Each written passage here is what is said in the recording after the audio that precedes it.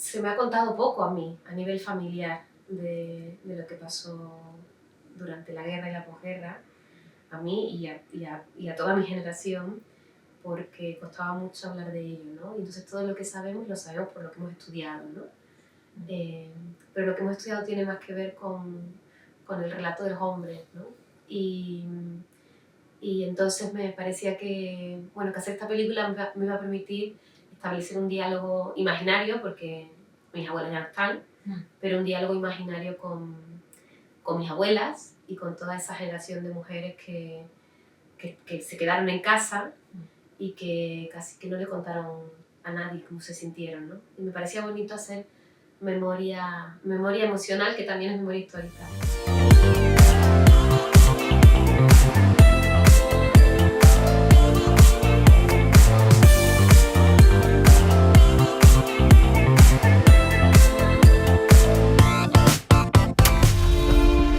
¿Y si mi madre recibe una carta de mi hermano? Y que le diga que consiguió irse con pasaporte falso. ¿Y quién va a escribirla?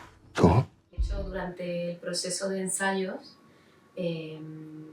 ¿no? Que íbamos como trabajando algunas de las secuencias de la película, pero también otros momentos de lo que sería su vida, para ir cargando, ¿no? Como de biografía emocional del personaje. Y cuando estábamos ensayando, ella acababa con mucho dolor de espalda. Tuvo que ir a hacerse un masaje porque la tensión de aguantar, ¿no? Todo, ser el pilar de una familia, callar, saber, ver y todo eso, ¿no?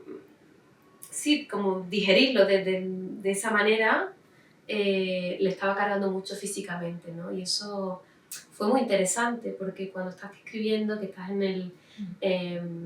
estás trabajando con las ideas, ¿no? Con las imágenes, pero cuando ya hay alguien que está encarnando a un personaje de esa época y que lo queríamos hacer con mucho respeto y con mucho rigor, aparece esto, ¿no? Como lo que significa contener toda una época, contener una guerra, contener las frustraciones, pertenecer al bando de los vencidos, ¿no? Cómo ves rotas todas tus esperanzas, el futuro, ¿no? Todo eso, concentrarlo en un cuerpo. Me recuerdo una chica joven que me dijo: tu película va sobre la salud mental en la posguerra. Me pareció muy interesante que alguien joven lo dijera, ¿no?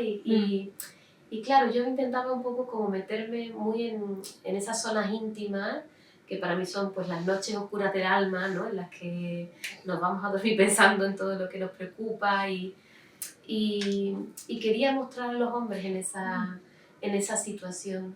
Hombres rotos, hombres que lloran, que no encuentran motivo para levantarse de la cama, y me parecía que eso no lo había visto, al menos en las películas de esa época no lo he visto, ¿no?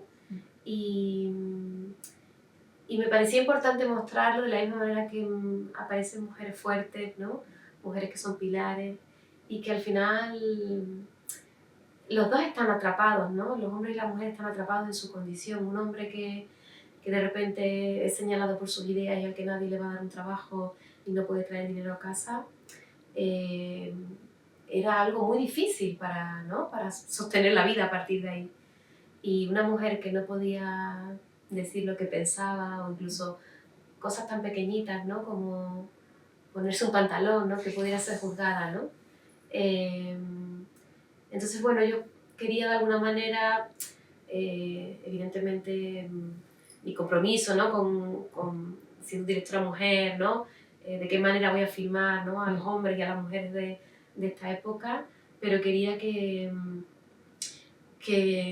lo que llegara al espectador fuera una suma, ¿no? De complejidades y de matices, para que sobre todo viéramos como lo humano, ¿no? Era importante, ¿no? Mostrar una época, ¿no? La cantidad de racionamiento, y que, bueno, que lo sabemos y está pasando también ahora, ¿no? Que el control de ¿no? de una población, cómo humillarlas, cómo quitarles la dignidad, y cómo, bueno, pasa también por el hambre, ¿no? Las cantidades de racionamiento son un método, ¿no? Para ello, ¿no? Entonces esto tenía que estar en la película, pero quería que estuviera de una forma sutil, ¿no? Que fuera como llegando. Y también reivindicar el ingenio y la inventiva de estas mujeres que con 2 cosas, una naranja y una harina de mala calidad, eran capaces de inventar una receta de una tortilla de patatas sin huevo ni patatas, ¿no?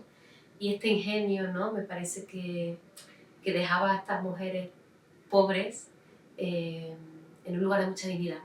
Y me parecía muy interesante, ya que en la película hay otra generación, ¿no? que está representada en esa hija, bueno, que viven los niños, ¿no? Los niños de la posguerra, que al final de la película el gesto de la comida no desapareciera, que también estuviera ahí, ¿no?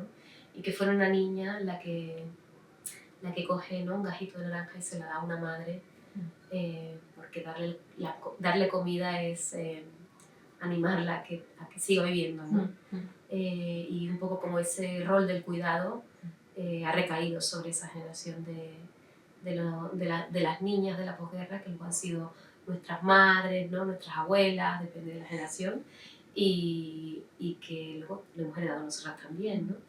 La comida y el cuidado, ¿no? Todo eso me parecía que era que forma parte sí, de la historia de lo que somos las mujeres, y que quería que eso estuviera en la película para que lo pudiéramos pensar, ¿no? Como una genealogía.